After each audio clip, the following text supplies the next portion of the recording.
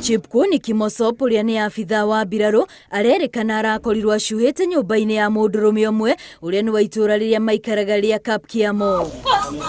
Aria nyina magĩtarĩria ngucanio ĩrĩa ĩkoretwo ho gatagatĩ gake na mũtumia wake thutha wake kumenya mũtumia wake ni ararĩ na ndũgũ ya wendo na mũndũrũme ũngĩ. Huyu jamaa amekuwa akitumia bibi yake, si ati nini, amekuwa akitumia bibi ya marehemu sana, na mpaka kuna siku wazee walikaa chini kwa senda wakaongea hii maneno, wakaongea mpaka ikaisha.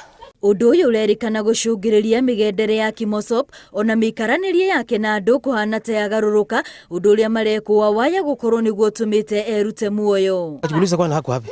So tukaita watu nikamwambia hebu tuingie msituni tutafute hii mtu, sababu nasikia alikuwa amekunywa pombe.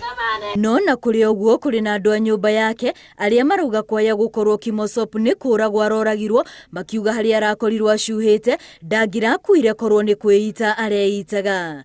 Kĩũria kĩnene arĩ kĩrĩa kĩngĩratũmire eyũragire kwa mũndũrũme ũyũ ũrĩa makoretwo na ngucanio nake. Angekufa kama ukipata mtu anasimama na ako na kamba kwa shingo, inaonyesha ya kwamba ni kama kuna kitu alifanyiwa, huenda ikawa alinyongwa na akaangishiwa hapo kwa roof.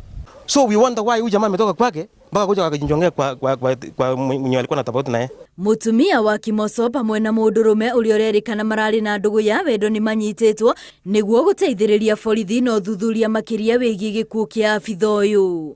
Ngiribotera Inooro TV, rĩtwa rĩakwa nĩ Wambui wa Macharia.